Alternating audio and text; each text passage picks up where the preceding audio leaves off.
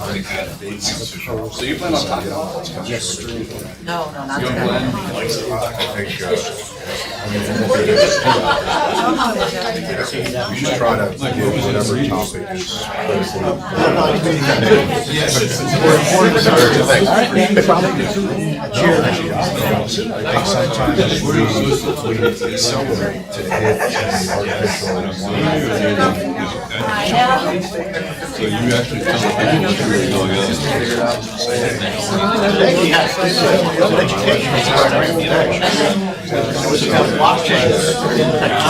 Can you explain blockchain then? Because I still can't figure it out. Yeah, I've been through a few of them. It's still not totally clear to me how it's going to change my life, but It might be on this one.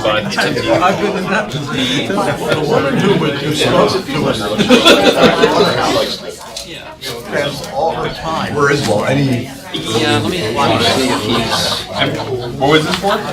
Community Foundation Board of Associates? Gotcha. Everybody else is guessing. Really? We have got like this. Yeah, same here. 10 people this morning. Actually, it's good.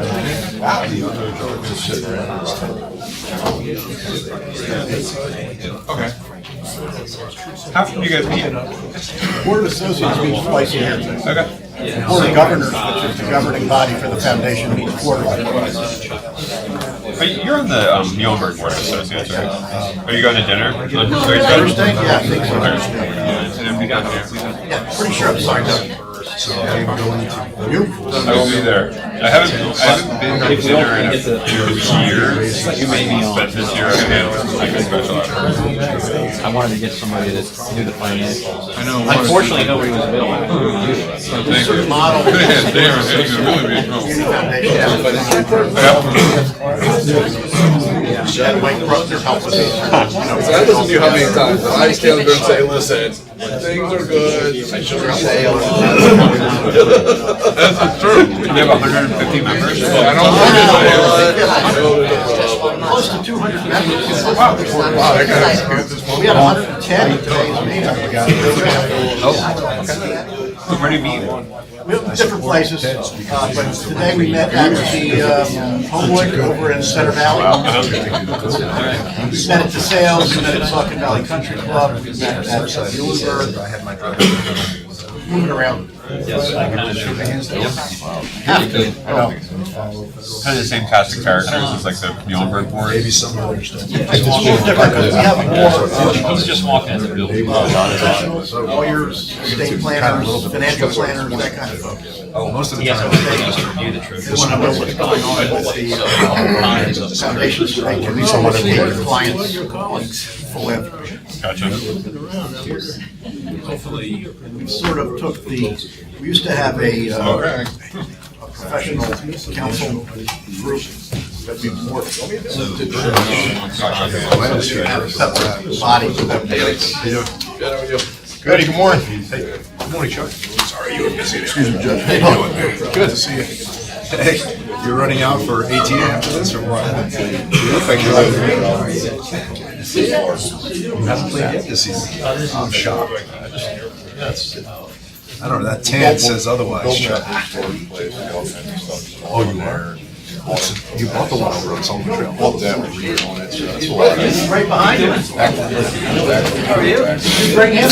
I did. How are you? Did you bring him? Hey, how are you? Nice to see you. I did. He's your oldest one. He's all set.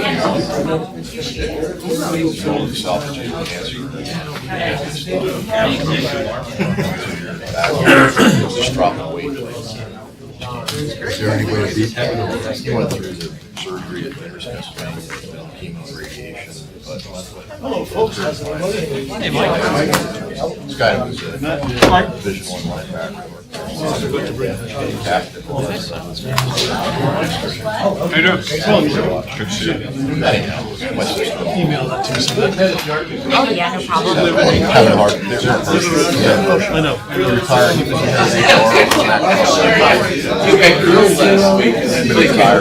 So he sent another response now? Oh, Well, it's probably the one I asked him about the property that makes no sense. That's just vertical and. We need time to evaluate. I'm Kraus, when he says I went golfing. Michael? 6 years the other day. I didn't wear sunscreen. Hey, how are you? I missed the last page, so I couldn't say welcome. We just stick over.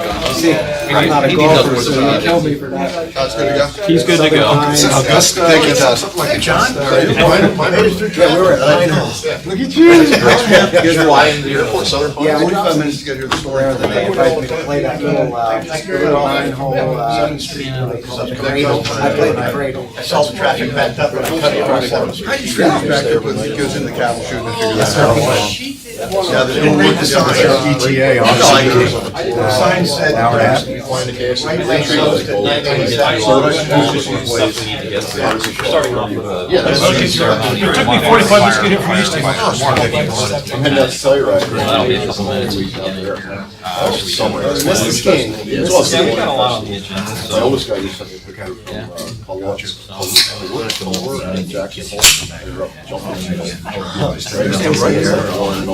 Actually do that. Then I can what you get from me. Talk about it. What's that for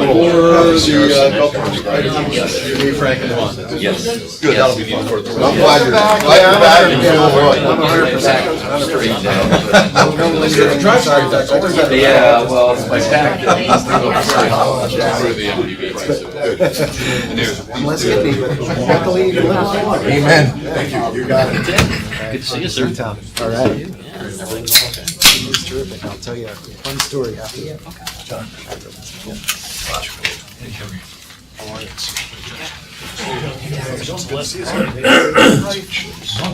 I know. All right, we ready to rock and roll? Good? Cinematographer says we're good? All right, good afternoon, everyone, and welcome to the April 30th Lehigh Northampton Airport Authority Board of Governors meeting. Please join me in the Pledge of Allegiance. I pledge Allegiance to the flag of the United States of America and to the republic for which it stands, one nation, under God, indivisible, with liberty and justice for all. Thank you. Okay, Tom, first order of business, we have a promotion ceremony. That's correct. So we'll start that off this morning, this afternoon, Susan, with Steve Connors. So, Steve, if you want to get us started. Good afternoon. My name is Stephen Connors. I'm the Director of Operations and Safety here at the Lehigh Northampton Airport Authority.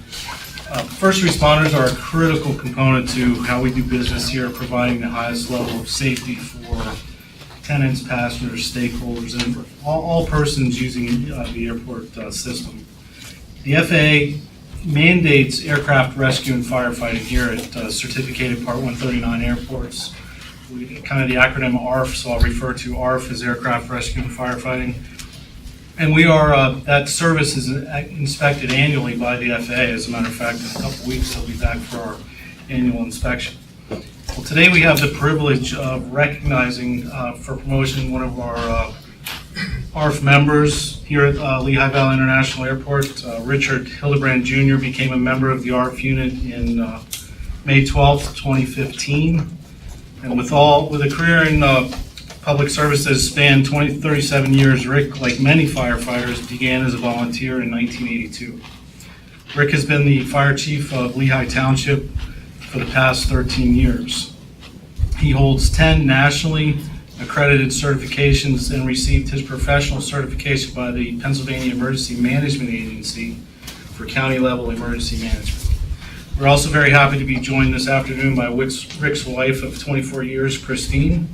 And at this time, I'd like to invite them up here, and I'll turn the ceremony over to Executive Director Tom Stout and the ARF Chief John Demian for the oath of service to lieutenant. Thank you, Steve. So, Richard, if I can have you up here, and Christine. And let's see. John, if you could hold that. So I'm going to need you to raise your right hand and place your left hand on the Bible and repeat after me. And I'll make this easy for you.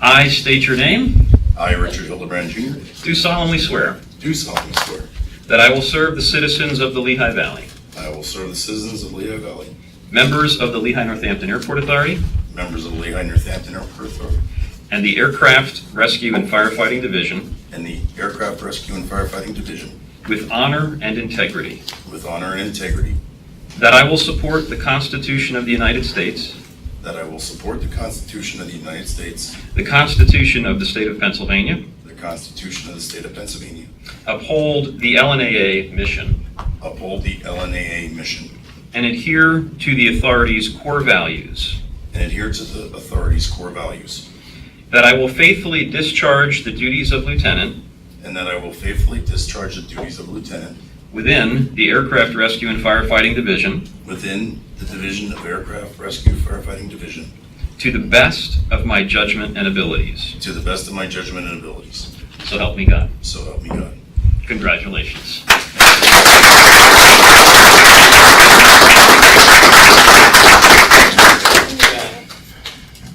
And I will have Christine help me in pinning.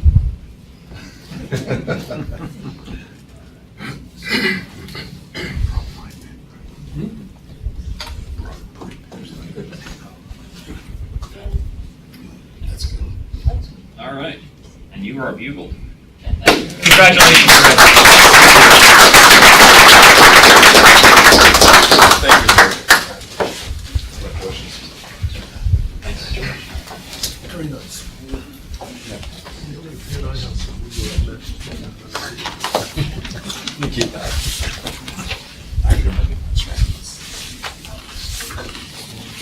Okay, so let roll call, please. All right. Thank you, Mr. Chairman. Brian Dames. Here. Chuck Dykock. Here. Mike Dowd. Here. Frank Facciano. Glenn Geisinger. Present. John Hayes. Here. Larry Hemberger. Here. Ed Lozano. Here. Jeff Matskin. Here. Glenn Riedman. Present. Ted Rosenberger. Here. Mike Stershik. Here. Matt Turk. Here. Chris Worley. I'm on the phone. Tara Zirinsky. Here. We have a quorum. Thank you. Okay, item 4 is public comment, and I see we have a Phil Armstrong from Lehigh County with us today. Phil, would you like to please step up to the podium? Thank you, and good afternoon. Well, your microphone works very well. I'm just here on behalf of also Lamont McClure from Northampton County to just let you know our support for, if I'm reading this correctly, the amendment to your bylaws that we're here. We've already done a very similar thing in Lehigh County and in Northampton County, and we just want you to know that we're here to support that. Thank you for coming out. We did receive your and Lamont's letters, by the way, and we distribute those to the board. We appreciate you making the effort to come with that. Thank you. Thank you. Any other public comment? Seeing none. First item of business is approval of the minutes from March 26, 2019. May I have a motion to approve those minutes, please? So moved. Second? Second. All in favor? Aye. Opposed? Okay, motion carries. Thank you. On to the reports of the committees. First, John, is the treasurer's report. You're on deck. Okay, thank you, Chair. I was not in the office yesterday and had a bank board meeting this morning, so I've not had a chance to review the treasurer's report, so Todd is going to take care of it for this month's report. Good afternoon, everyone. Walk through the first quarter of 2019, see where we are. You see for net income for the first quarter versus last year, we're up 7%, versus budget 1%. This is actually for the month, excuse me, but we had a good month. Appreciation a little bit less, but overall a good month. Slide down to the next slide, please. First quarter, again, this is the key, 438,000 favorable versus budget. Great stuff. 426, excuse me. We had a low number in the budget, 438,000 versus favorable versus for the year, 426. Net income, if you think about what's happened for us, some key things to keep in mind. 2000, you see us reference 2011 in a lot of our reports last year on our passenger traffic. That was kind of our best year in the last decade. It was like 870 something. We're on course to surpass that number this year. So that obviously translates to more parking, more additional traffic, more revenue, concessions, everything. Traffic means money, so that's good for us. And you remember we talked about our de-icing from the earlier months. That translated into good stuff for this quarter.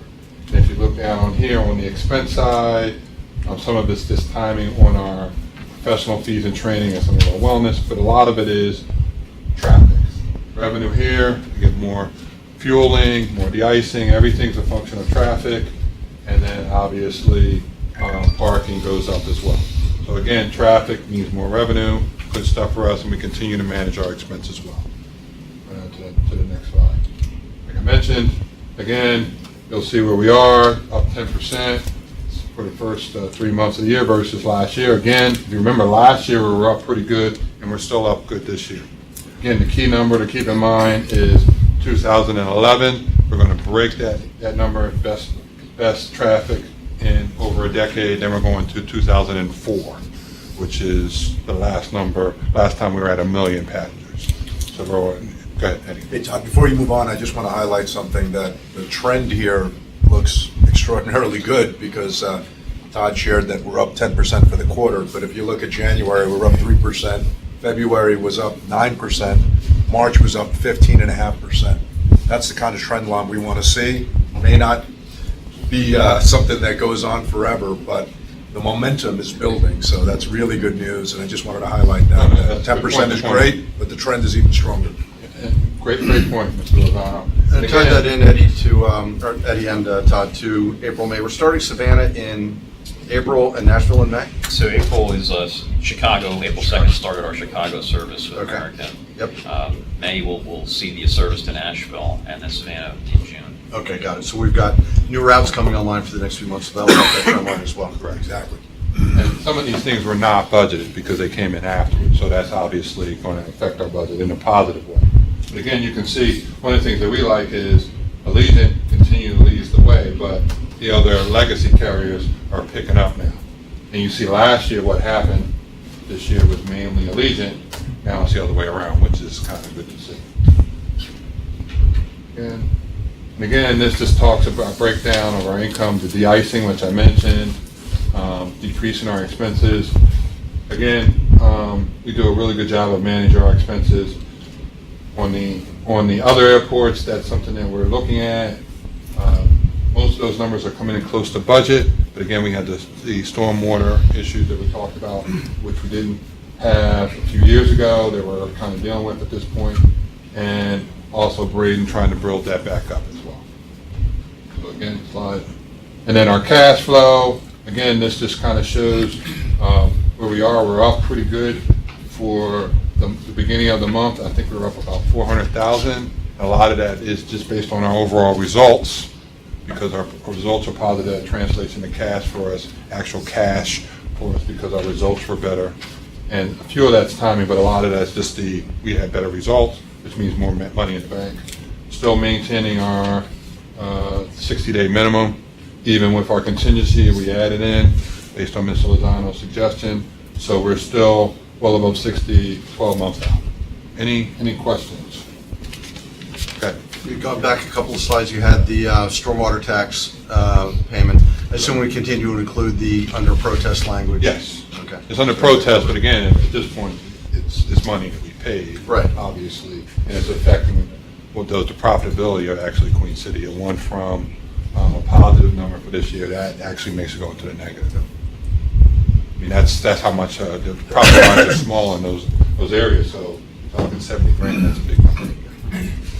Any other questions? Again, these are good results. First quarter, we should really feel good about them. Again, we're on course. Instead of us talking about 2011, we'll be talking about 2004. The big thing to keep in mind is our traffic's a little different than it was in 2011. You know, Allegiant being the biggest thing. Allegiant's probably up about 160,000 more than they were in 2011. So we had less traffic on the legacy side, but that's overall the same traffic. So again, any other questions? All right, thank you. Thanks, Todd. Thank you, Todd.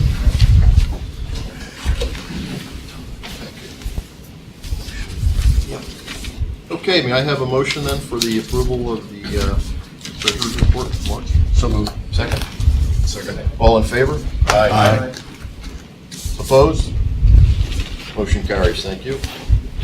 Okay, Matt, Business Development Committee, looks like you've got a busy agenda there. Handful of items, three that Darren's going to walk us through, and then one that we'll get from Steve on the Hungry escalators. All passed through committee last week, so we'll be looking for board approval on some of these items. Darren, do you want to hit that first and that one? Sure. Actually, I think the first one we have is the maintenance operator down at Queen City. So looking to replace our current maintenance operator down there. He'll be exiting the aircraft maintenance market, so to speak. So we feel like we got a really great option here. We were able to work with a company called Fly Advanced. It's an established company. They're currently operating at 3 other airports, Wilmington, Wingsfield, and Lancaster. Been around for a while. Excellent company. Yeah, I haven't heard anything bad about them from anybody I've talked to. So I think it's going to be huge. yeah, I think it's actually really turned into what could have been a not great thing for us, turned into a really good opportunity for us to move some things forward at Queen City. So just quickly, initial 5-year term with 5 one-year options. They did ask for an option to terminate with 90 days notice after 1 year. I think that's just sort of their golden parachute, so to speak, in case things don't work out. So it does give us 90 days to find a replacement, and we had other interests, so I think if that were to come to fruition, we could probably find a replacement, but I certainly don't expect that. Pretty much the same premises as our current operator, other than a little bit less shop space. They'll be taking about half the shop space that the current operator had, but the hangar and office space are about the same. So rent is coming in around the same as well, and then the 4% annual increases, which we've been pretty standard on our maintenance permits. So, answer any questions? Just echoing what Chuck said, I had occasion to use their services once on an emergency basis in Lancaster, and they're very professional, they're very reasonable, and I would have no problem with using their services. And also the fact that a company like this is willing to enter into a lease in Queen City means to me that Queen City is back. Thriving. And they will also they're working to acquire the flight school down there too. In fact, I think that's pretty much finalized. So they'll have the flight school and the maintenance. I would expect that we'll see both of them grow over the years with them. So, and no concerns related to the 90-day notice. If you should need to find a replacement, you could easily. No, I mean, I think that gives us plenty of notice. I mean, certainly I would have liked to have not had that clause in there at all, but I can understand it's a new market for them. So we feel pretty good with 90 days if we had to. Yes, sir. One thing I would caution about Fly Advance is you may receive a proposal at some point for them to take over the FBO there, and I would adamantly oppose that. They have the FBO at Wings Field now, and I believe it is in the top 5 most expensive small airports to utilize in the country. And people stay away because of the high fees there. So totally fine with the maintenance aspect. We want the great service to continue. Yeah, of course we would. You talking about fuel or overnight? If I drop somebody on a charter flight there, it's $250 to literally land and take off again. So that's the airport's smaller than it's a twin turbo. It's also a chamber, right? Twin turbo. Wings, Philadelphia Wings Airport. You're talking twin turbo prop. In my experience, Jeff, is much like yours. I mean, I've used Wings many times, and for single engine, no fees.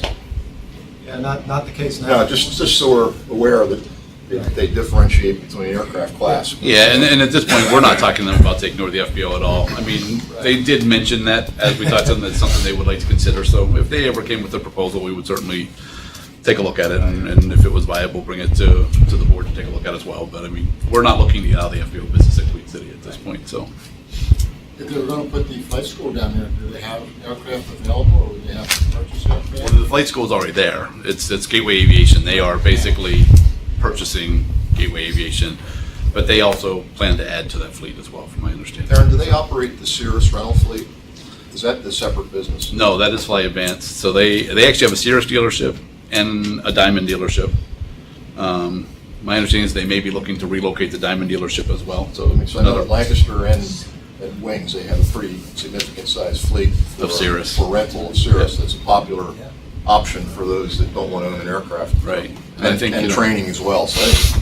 Yeah, I just think all the way around, there's a lot of opportunity here. I mean, we haven't had the chance to really talk a lot about the future, other than, kind of getting them in place, but I think there's a lot of opportunity that we could see come out of this.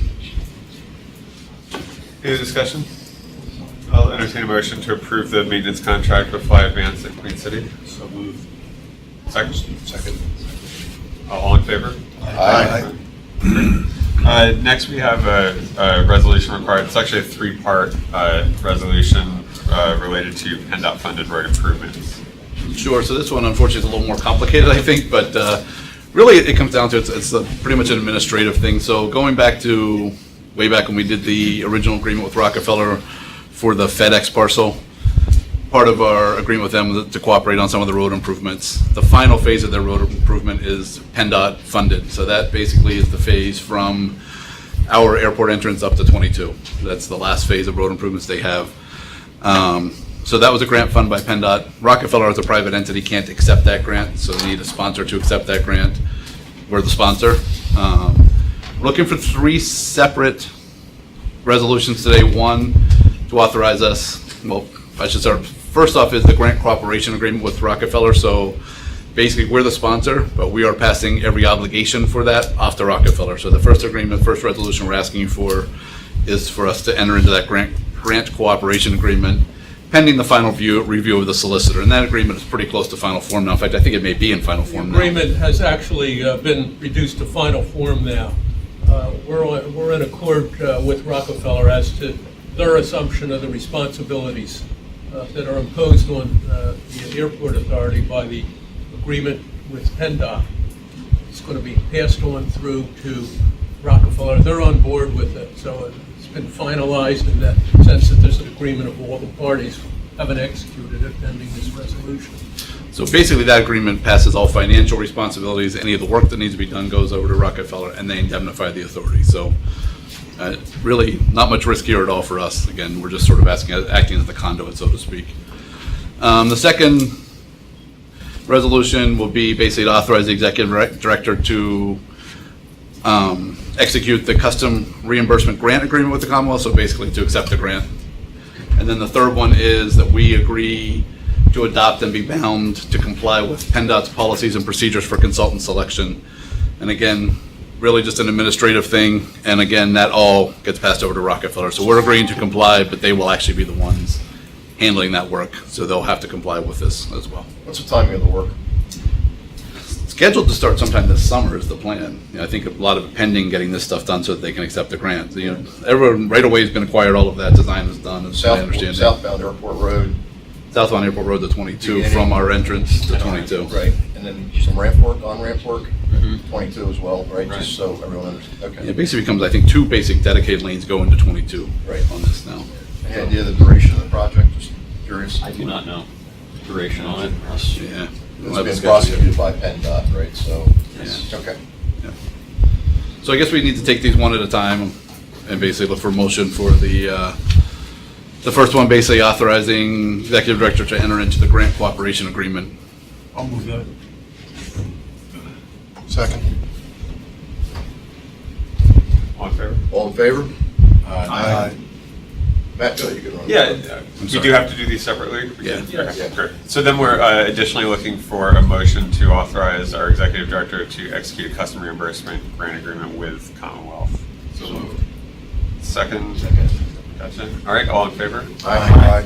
And finally, a resolution that we will adopt and be bound to comply with PennDOT's policy and procedure for consultant selection.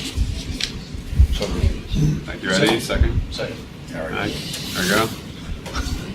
All in favor, please say aye. Aye. Any opposed?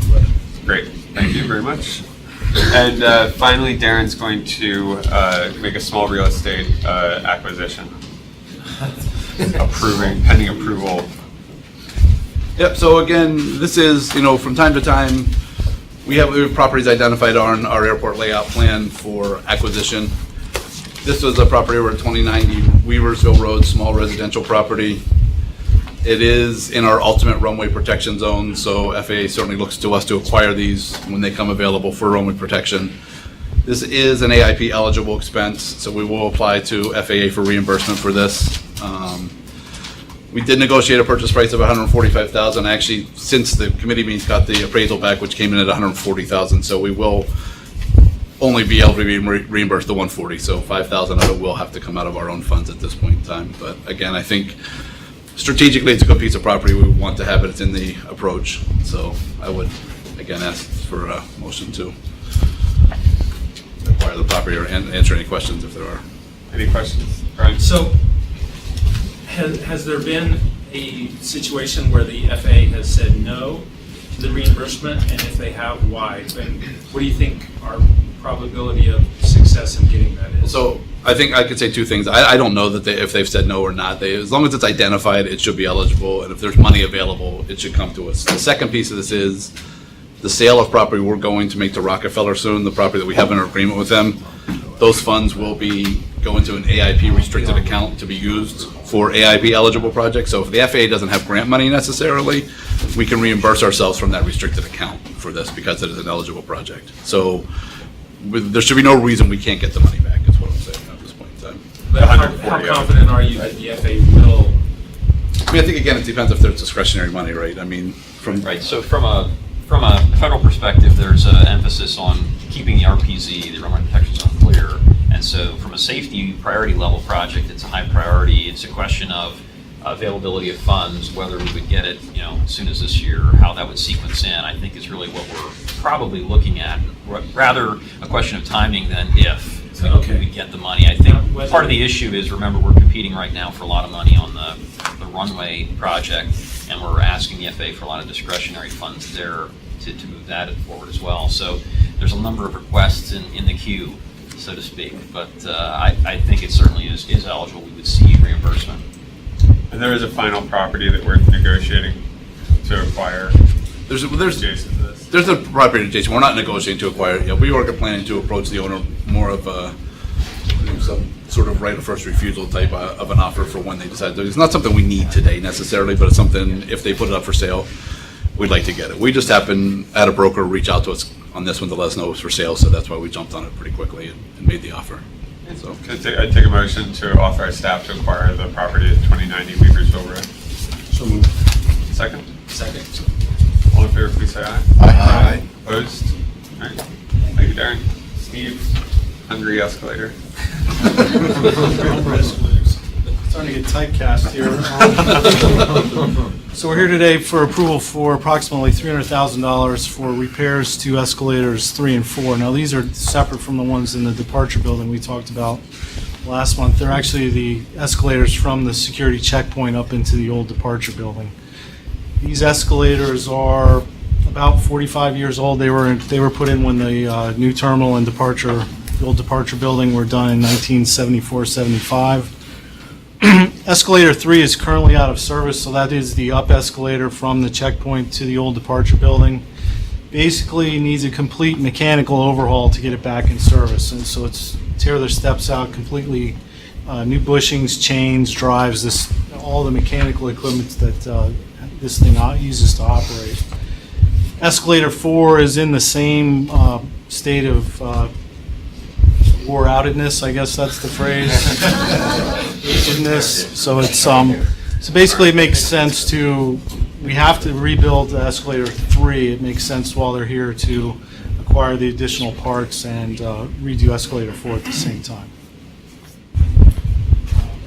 It's under a Schindler Sourcewell contract, so this is we've actually received a cooperative bid process with Schindler to do the repairs. Just curious, what's an escalator cost to do?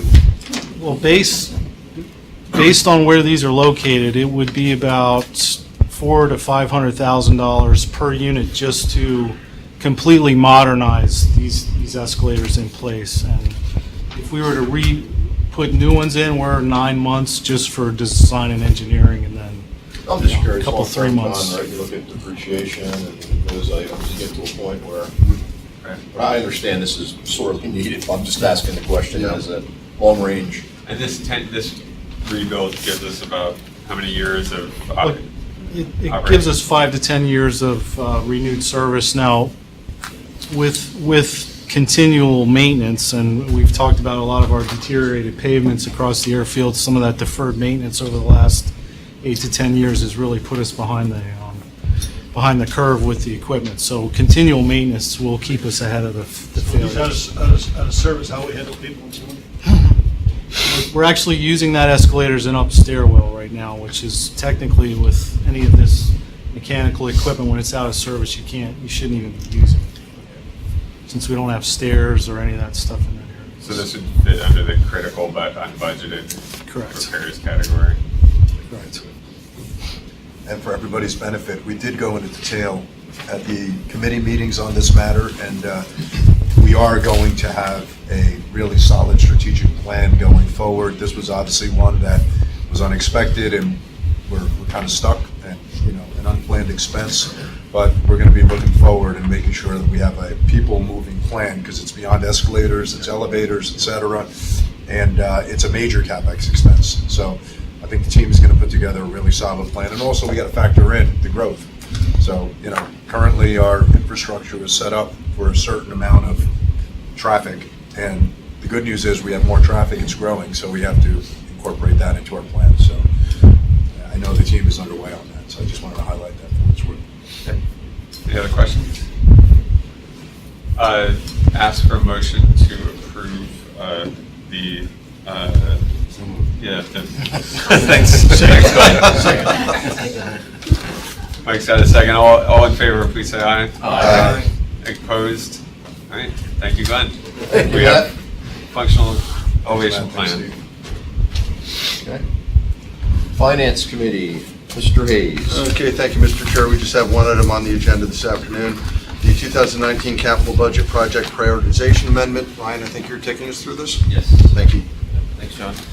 So in collaboration with everything that was just approved and presented, what we wanted to do is actually go back to our 2019 capital budget, take a look at some of these things that were added, some different needs, and make sure that it was within the confines of the budget and really the project. So really what we did is we looked at the reprioritization of the projects, the timing of some of the ongoing larger projects like the runway and other grants, and basically even with the changes, if you go to the exhibit, so that even with the changes, we're still within our approved budget amount if you scroll down to the bottom.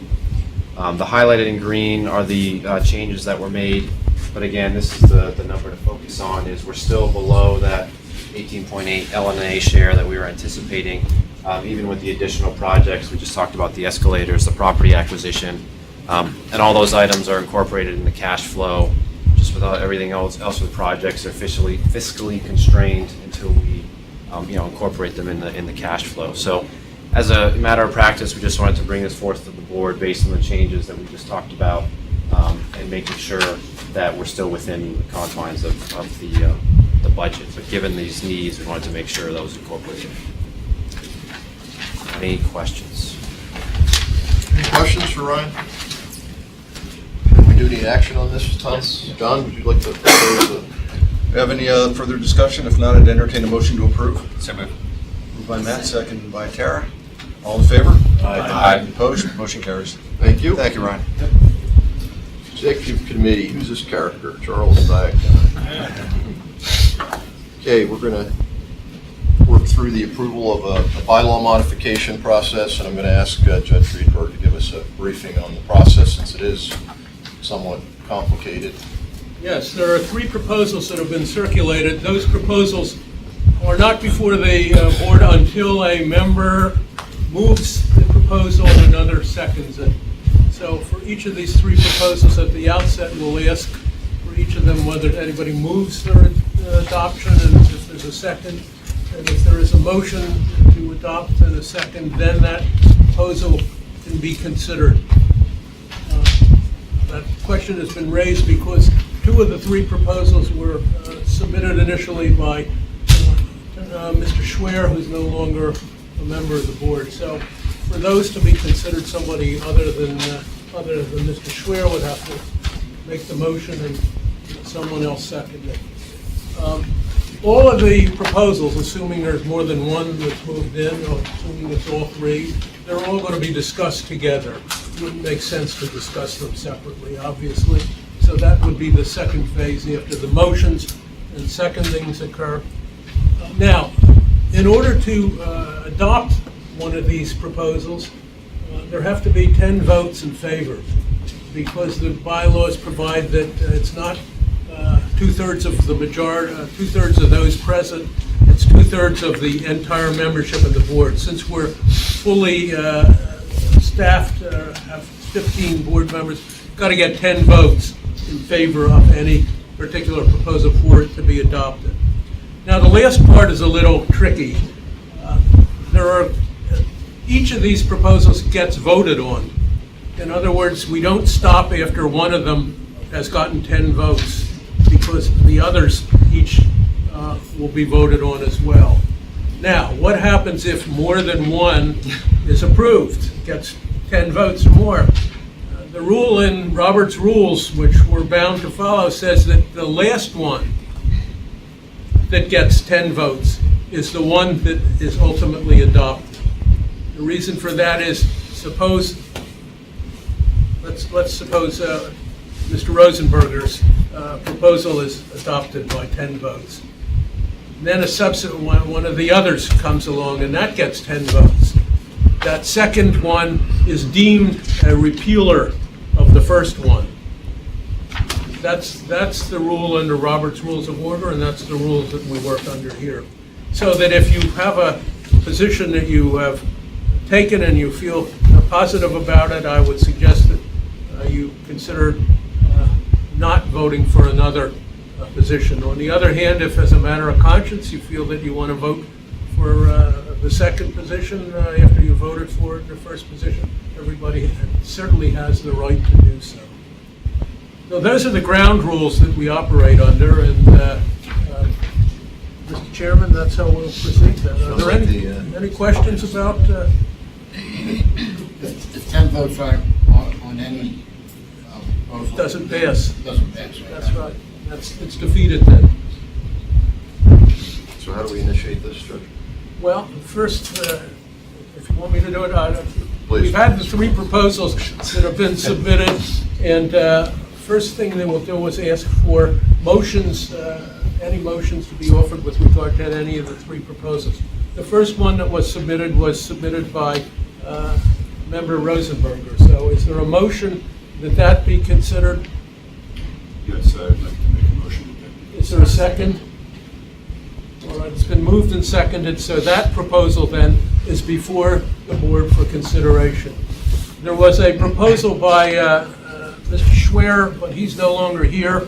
That is the second one that was submitted, and it was submitted to you as the second version from Mr. Schwer. Is anyone making a motion in favor of that proposal? Hearing no motions, then that will not be considered. There was a third proposal by Mr. Schwer, third version, and is anyone making a motion in favor of that third version? So moved. I'm sorry? So moved. Is there a second? I'll second. All right, so that then is before the committee. So 2 of these 3 are now before the board for consideration. And at this point, Mr. Chairman, we can throw open the floor to discussion as to the merits or demerits of either of these proposals. Okay. Jeff? To kick off the discussion, I'm speaking in favor of this Ted's amendment for a number of reasons. One is the FAA and other administrative agencies have adopted this language. They have feet on the ground and know what happens to actual people. They're not some high and mighty legal mumbo jumbo guys, which I am one. So I think that all things being equal, they know what they're doing, and I would trust their judgment as to what is appropriate. Referring to the last proposal, I believe that lacks the needed specificity as to what it is that is discriminated against. All it says, from my imperfect recollection, is that we agree to follow the laws. Well, we agree with that anyways. When you're drafting an ordinance or law, you have to be very specific as to what you're talking about. You have to use very specific language. This just does not have it, and I would urge you not to adopt it because it can open up a can of worms. Okay. Any other discussion on either one of the, Yes. Well, I've spoken about this many times in committee meetings, and this issue has been on and off the table for about 2 years now. And I think the bottom line, the amendment as it's proposed now makes a change of 2 words to the and adds sexual orientation to the explicit list of protected classes that bylaws say specifically not discriminate against. I agree with Jeff, that the specific list actually protects us in terms of liability because spurious, just getting rid of an explicit list would make, any fringe party able to potentially make a claim. Same-sex marriage has been the law of the land for 5 years now. All of the major corporations that are major customers of this airport have adopted this. And all 3 cities have protections in some form, both from an HR perspective and from a policy perspective. And it's so great that Phil Armstrong and came on behalf of Phil and Mott to represent both counties. And we are the Lehigh, Northampton County Airport Authority. So, and all of these organizations, there's been discussions of potential unknown costs or liabilities that adding this does, but all of these cities and organizations and the FAA have decided that there's a higher principle here, that they don't want to be an organization that discriminates against what is arguably 10% of the population of the United States. So it's a well-established class that has been discriminated against in the past. And so I feel this airport, as a modern airport, should say at the highest, should state at the highest level, which is the bylaws, that we're just not going to discriminate based on sexual orientation in any case. And if there is any lingering worry about potential costs, I would encourage, I had a nice discussion with Phil Armstrong a few weeks ago, and he implemented that for Lehigh County by executive order. And Phil, I don't know if you could add anything. Have there been any budget or anything for us? It's basically everybody is on the same page with this now. This isn't 1995 anymore. And, it really, we've had absolutely no problem implementing it. So nothing, no sues. I mean, nobody has sued us or anything, so we're doing fine. And it's been a positive. Yes, it has been, very positive. So I would encourage the board to vote no for Mr. Schwer's amendment, because I don't think it achieves nothing. And it leaves the airport in a situation where somebody could be fired simply for being honest about who they are.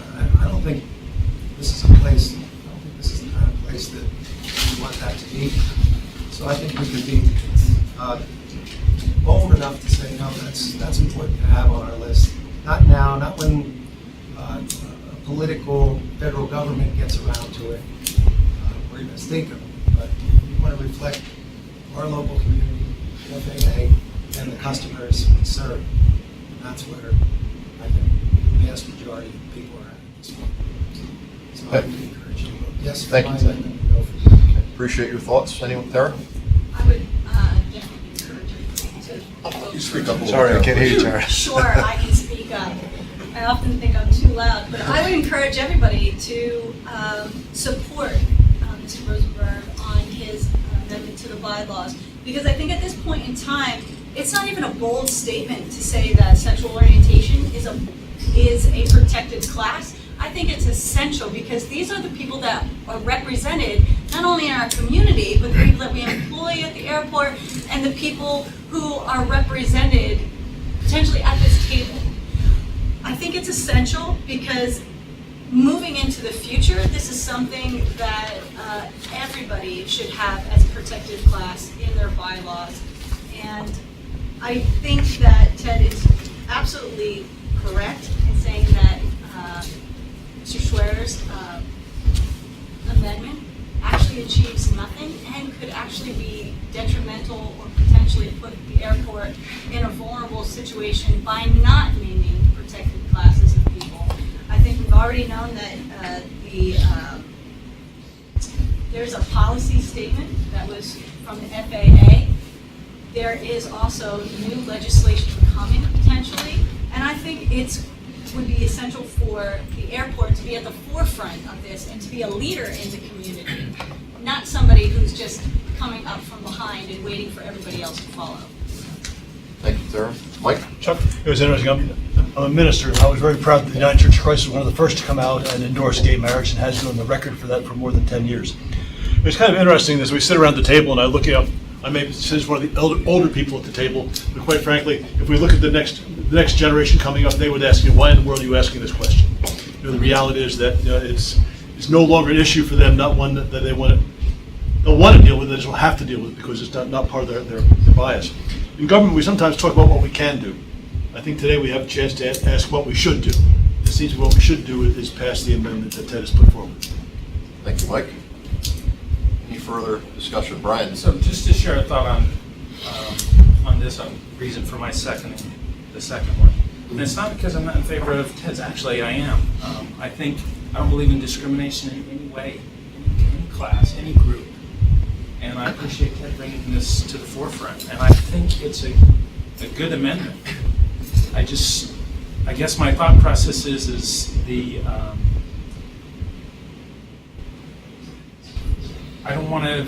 I like the simplicity of the second, that we're just not going to discriminate in any way, no matter what, ever, in any kind of a way. Now, as far as the specificity, I guess I would be interested in the judge's opinion on that if that does make us more vulnerable. I'm willing to learn here. At the same time, so I guess my thought process is the First Amendment is a good one. It's a great one. My current thought is that the second one is just a step up because of simplicity. But I just want to get it out there that I believe in no discrimination of sexual orientation or any other class at all. Zero. And I just would share that. Thank you, Brian. Glenn? Thank you.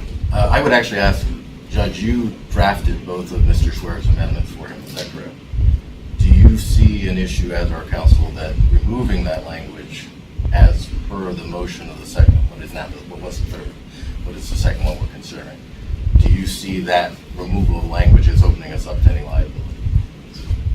And I realize I have two lawyers, so I can probably get two different opinions. But I got three more.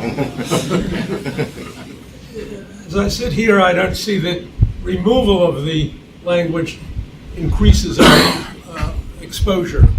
But what it does is say that this board is going to be limited solely to what Congress and the Pennsylvania legislature decide, rather than make its own decision. By adding, as it currently stands, the board has a right to say, well, the law goes this far, but we think it should go, we want to go farther, we want to take a step beyond that. Now, if you go with the second proposal, what you're doing is saying we're solely committed to whatever is decided by Congress and by the Pennsylvania legislature. So that's that. I want to make that point to you, that if you go with the second version, it limits us to what somebody else has decided. Whereas as it currently stands, we'd be able to go take a step beyond if the members of this board think it's appropriate. That, to me, that's where, I'm where Brian is. Don't discriminate for any reason, period. This doesn't say that. This says we will, the second version that's under consideration, the judge is right, says we will adhere to all laws. And to me, if it simply said we don't discriminate for any reason, period, it would be a significantly stronger statement than the first, because it includes all classes, those that are identified and those that are to be identified. So for that reason, I'm in favor of Ted's proposal. I'll be supporting that. It just, to me, in its attempt at simplicity, it didn't go far enough. Yeah, there was some discussion of, oh, well, we want to make our bylaws future-proof, and I don't think that's appropriate. It's not that hard to change a bylaw. So if a major new protected class emerges and stands the test of time, that 60 or 65% of board members agree it's time to protect that class, look at this horrible discrimination that's happening, then that's worth our time to pass another bylaw. We don't need a future-proof thing. But the world is, I think, safely evolved to the point that we can protect sexual orientation regardless of what it's going in politics at the federal or state level right now.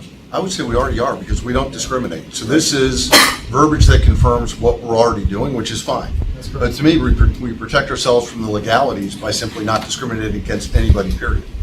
So, and we operate under that structure, then the legalities go away, because If we start at the highest level with the bylaws, then it will trickle down into HR policies, et cetera. And that's where the real good comes out of this. Thank you, Ted. Is that, Your Honor, is a bylaw at this point open to amended verbiage? I'm sorry? I agree with what Mr. Dames and Mr. Hayes put forth. That's why I did it. I feel like what Ted has put forward, I feel like what we have is good. I feel like what Ted put forward is better. I agree with that. Because I think it's absolutely correct. We need to acknowledge the fact that sexual orientation should be a protected item. But what I felt with Mr. Schwer's is that by eliminating the language, wasn't more so much being future-proof, though that was an outcome of it, but that by eliminating these line lists of items, and myself being a religious minority included in that list, that you remove this stipulation that we're anything except people, all equal. Let me address that. I think I've done more reading of organizations' non-discrimination policies than I ever thought I would have out of this, and not one, does a generic statement like that. They all have explicit lists. So maybe it's time we were at the forefront by eliminating this laundry list. If I had to guess, and I'm not a lawyer, but if I had to guess, a list is actually, from a liability standpoint, a safer thing, and that's why organizations do it. Okay, well, our counsel just said otherwise. Well, so, no offense on that's where I'm at. I think that he was responding to the one that's on the table, which is it just falls back to whatever the federal government. You agree that adding sexual orientation is. I think it makes sense. Yeah. So so it's basically what's on the table right now is fall back to doing nothing or being proactive and doing this and putting this issue to bed. There's a reason why these protected classes are outlined specifically in non-discrimination policies now, and that we're not going back to the 1950s and saying just we're not going to discriminate. It's because when you see your protected class, you know without a shadow of a doubt definitively that you are protected, and that's why I think that this is essential, because I would be one of those protected classes for gender, non-discrimination, and I think it's important that people recognize and be able to see explicitly that they are protected in the bylaws. I don't think that it is even a progressive thing now. I think it is something that should be status quo, and we see this in the surrounding communities. Northampton Community College, L-Tri-C, different hospitals, different institutions, Northampton County, Lehigh County. We're seeing this at every level, and for the airport authority to not recognize this, how essential this is at this point, that just puts us way back. We should be at the forefront. And so this is something that probably should have been done 2 years ago, and for whatever reason it wasn't. And now to articulate this and have the opportunity to say, we're going to do this now, that's what we need to do. That's what we ought to do. That's what we should do. And Mike Dowd had those words, and I want to echo them, because I think that's important. Okay. I don't disagree that I think it, as I stated, I think what Ted put forward is really good. I think it's better than what we have now. But I think if we really want to be at the forefront, our council has told us that it doesn't increase our liability. And if we remove this, we say to everyone who walks in the door, we're not going to look at you any differently, regardless of who you are, or what you believe, or where you came from, or any other discriminating factor. We're going to treat people as people. And if you can do the job, you're welcome here. You just put policy back. Okay, respectfully, No, I Eddie, think I put it forward. Eddie, let's get some final thoughts on this. We've been debating this for months, and just from my perspective as chair, we don't discriminate. We educate here. I'm respectfully enjoyed serving here with the board, and in my experience with board staff and the operations of the airport, we simply don't discriminate. And that's that. So let's just get some final thoughts. Let's take it to a vote and decide if we're going to move this forward 1-2 or status quo. I fully agree, and I don't want to comment on the merits of one or the other, because I think both have great merits, and I think we'll take the vote accordingly. But what I do want to highlight is, number one, we did the proper due diligence on this. I think we managed a good process. This was very sensitive and important to all of us, and so we took the proper time to vet the different options, to have a good, open, transparent debate. I think that was excellent. Number two is, I would just reinforce, encourage, and caution us at the same time to not feel like everybody feels like we do, okay? Because we may assume that, hey, the world is going in a certain direction, or certain things are taking hold, that everybody should be on board. But the fact of the matter is, everybody is entitled to their own opinion, and we should respect that. We shouldn't really assume that because I am of great conviction of a particular opinion, that everybody should be. And I think we are doing that now. But I would just, again, encourage us to respect the opinions of others, because we're 15 people, and we probably all have 15 different positions on this. I think we're going to take it to a vote, as Chuck said, and we'll bring this to closure. But I'm proud about, number one, we allocated the proper time to this. We heard each other out, and we're going to take a vote. And I think to some who have said, we don't discriminate and truly believe it, I think if you look around the table, I think the proof is in the pudding in terms of age, gender, race. So I think we should be proud of that.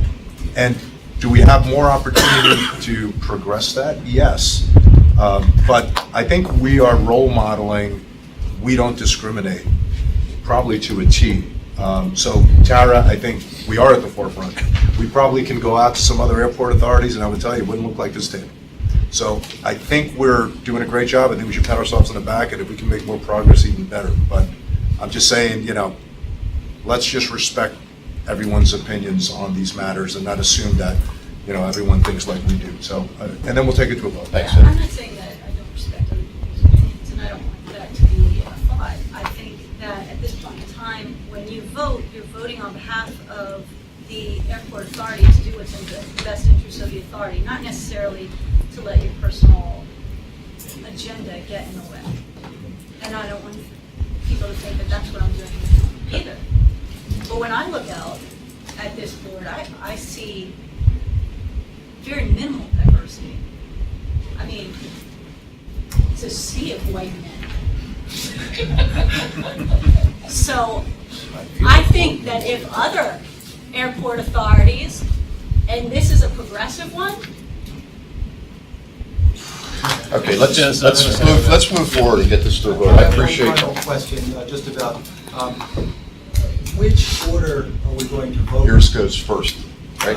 Judge, is that the correct? First I'm in, doing first it out? by the sequence By the in which sequence they they were came in. proposed. The first one was the one moved by Attorney Matskin, and the second one is the one moved by Mr. Geisinger, and that's because that's the sequence in which the initial proposal was made. First was Ted Rosenberger's, and the second came the Schwer proposals.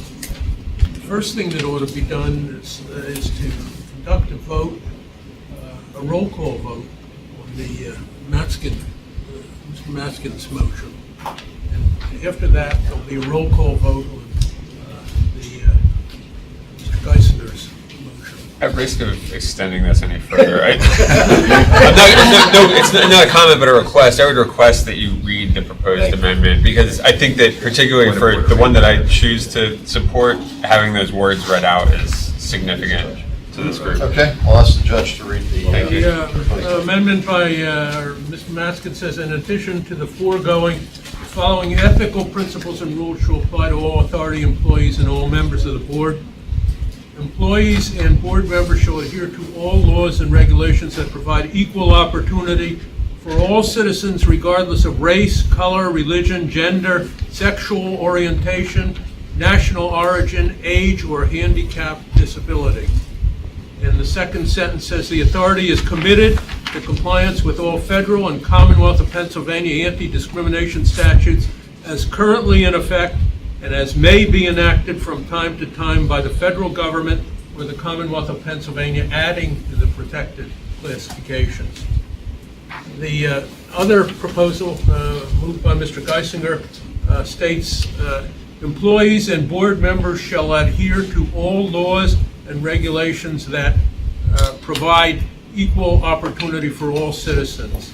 As such, the authority is committed to compliance with all federal and Commonwealth of Pennsylvania anti-discrimination statutes as currently in effect and as may be enacted from time to time by the federal government or the Commonwealth of Pennsylvania. Okay, thank you, Judge. Okay. Suggest that you take the first vote on the Mr. Matskin's motion, and it should be a roll call vote. May I have a roll call vote so that, please? Okay. Brian Dames, a yes or a no to the First Amendment? Yes. Can you, Chuck. quick question, can you abstain from the vote? Yes. Okay, so it's fine. You can vote for both of them. Correct. Correct. We need 10 votes on one or the other. So this is Matskin's motion, the first motion. Brian Dames said yes. Chuck Dicon, Yes. Mike Dowd, Yes. Frank Facciano, Glenn Geisinger, Yes. John Hayes, Yes. Larry Hemberger, Ed Lozano, Yes. Jeff Matskin, Glenn Reedman, Yes. Ted Rosenberger, Yes. Mike Sturchik, Yes. Matt Turk, Emphatic yes.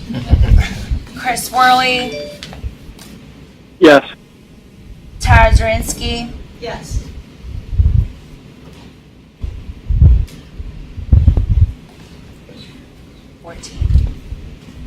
Fourteen yes. 14 yes votes and one absent. Correct.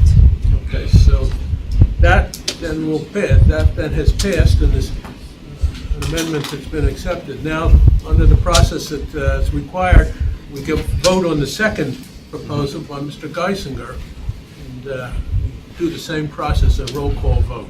Okay. I remind you, if you vote yes, and this gets 10 votes, this then becomes the operative one and replaces what we just did.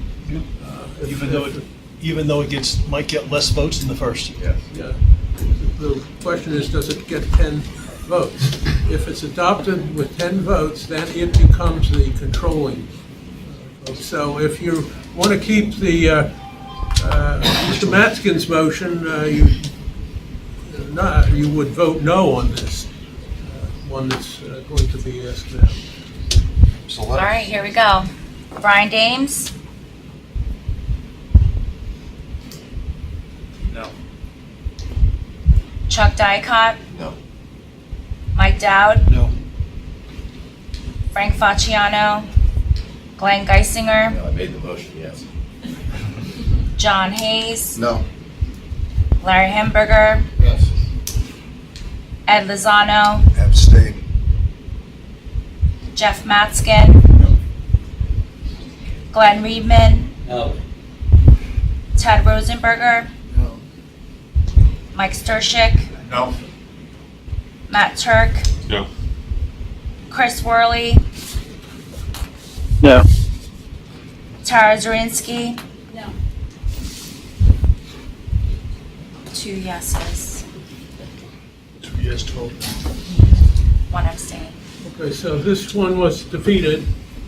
12 noes, 2 yeses, and This is One. 11 noes, 11 noes. there's 11 yeses, is that right? 11 noes, 11 noes, 1 abstention, 2 yes. and 2 noes. 2 ye- 2 yeses. 2 yeses, Right, 11 you know what I'm noes, talking- you know what I'm- and 1 abstention. This one was not adopted, the first one was. Sounds like the Yankees record. Congratulations.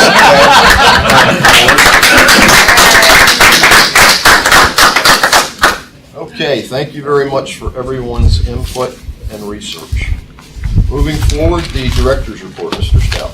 Thank you, Mr. Chair. So as we talked about during the treasurer's report, March traffic at ABE was up 15.46%, a great number. What's interesting about that number is March of 18, we were up 14.3% already. So just seeing that year over year is fun to look at. The leader in this case being American Airlines with a 49% increase. So pretty substantial, and it's great to see all of the airlines with positive momentum in March. So just really fantastic numbers. So we're excited to see that. Since our last meeting, March 26th, I was attending the AAAE Airports Conference in Hershey, so in addition to some chocolate, we also learned a lot of great things going on in the airport biz, and so it was an opportunity to really get some good information and do some networking there.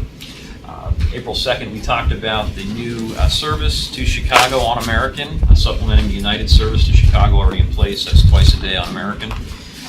April 9th, we had some fantastic coverage from the media on our 90th anniversary celebration for ABE. So 1929, many, many years ago, we constructed a hangar and created 2 runways out on the airfield here. And 90 years later, we're still talking about hangar construction and runway construction. So it all comes full circle.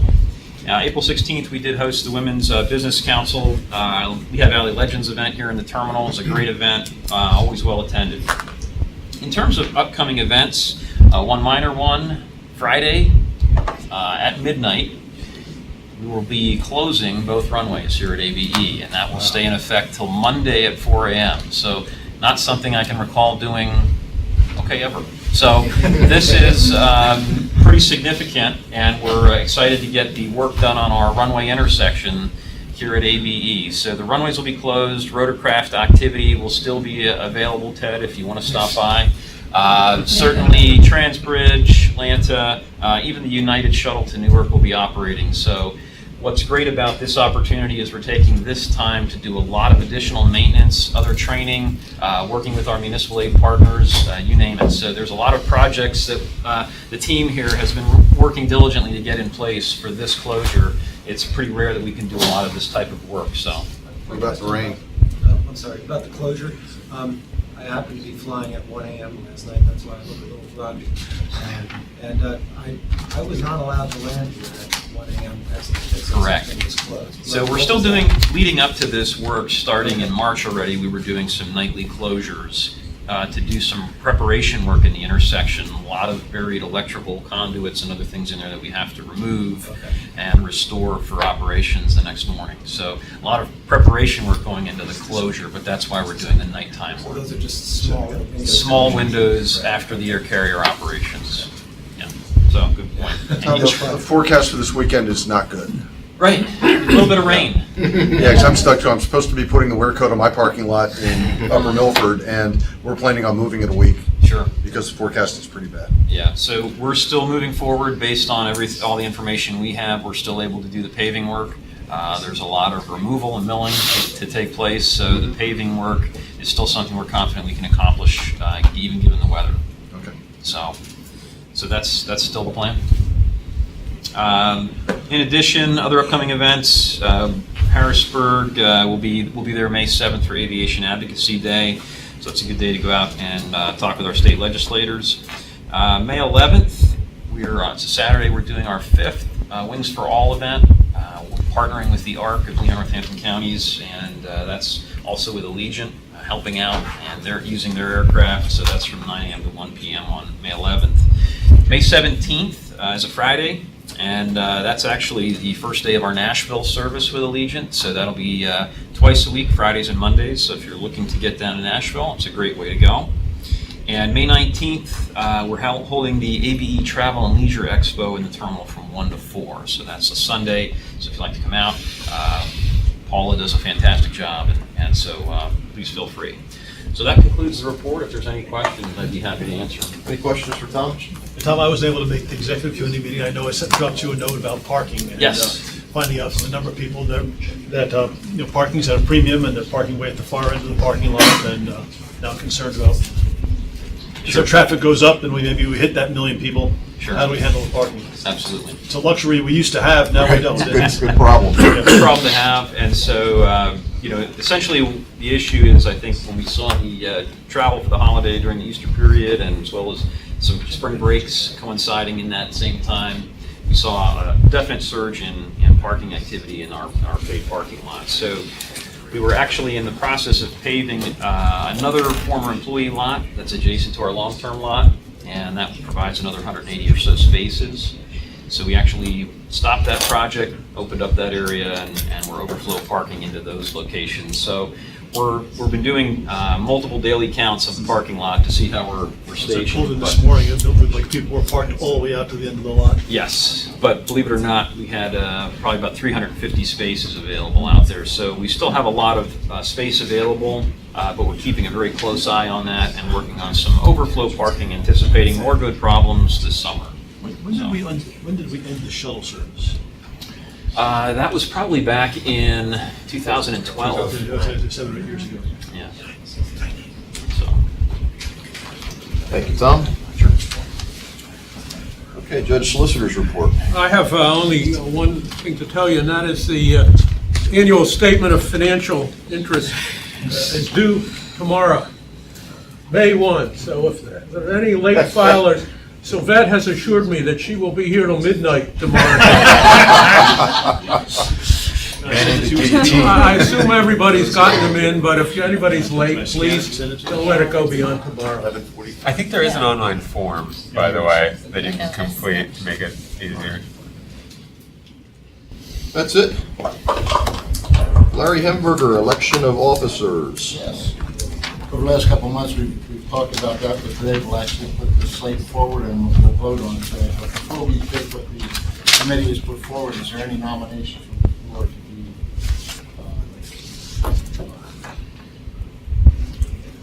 Having said that, the slate of officers will be Ed Lozano, Chairman, Matt, Vice Chair, John Hayes, Secretary Treasurer, Chuck, Immediate Past Chairman, Ed Rosenberger, Lehigh County Representative, Brian, Northampton Representative. No other motions? And move the slate. We vote the officers as a group and then the county, right? Yes, the vote for the county representatives is limited to the other members of the board from that particular county. So there'll be a separate vote for the Lehigh County representative and a separate vote for the Northampton County representative, with the voting pool restricted, as I just described it. Otherwise, for the officers, it's open to the entire board to elect the officers. Okay, so we have a motion on the floor for election of that slate. Second? Second by Ted. All in favor? Aye. Opposed? Motion carries. Eddie, I'll bring you my crown, cape, staff, and my wig next week, okay? I want the pin. No, don't get pushy. But the parking lot still stinks, so. Yeah, now it's your fault. And I do expect Jays at these meals. Hey, Larry, we have a representative vote then from the respective counties. You want to start with Northampton County? We can, Northampton County. Is Brian? Brian Dames is our nominee for Northampton County. Do we have a motion to? So moved. Second? All in favor? Aye. Opposed? Okay, Brian. And for Lehigh County, we have Ted Rosenberg. Okay. I'll move Ted. Second. All in favor? Aye. Opposed? Welcome aboard, Ted. Thanks, Brian. Thanks, Ted, for agreeing to serve. Let's share a great round of applause for Chuck as our chairman.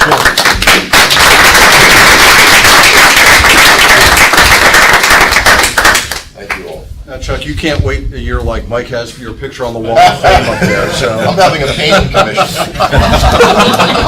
I decided to change it up a little bit. It was approved by staff, so we have an artist. I'm going to be sitting at about 3 o'clock today. Riding horse and shooting lasers.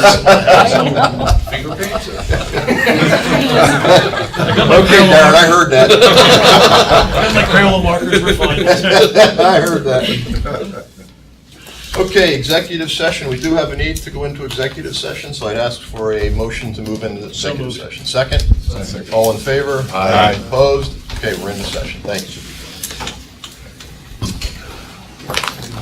Thanks for coming by. Appreciate it.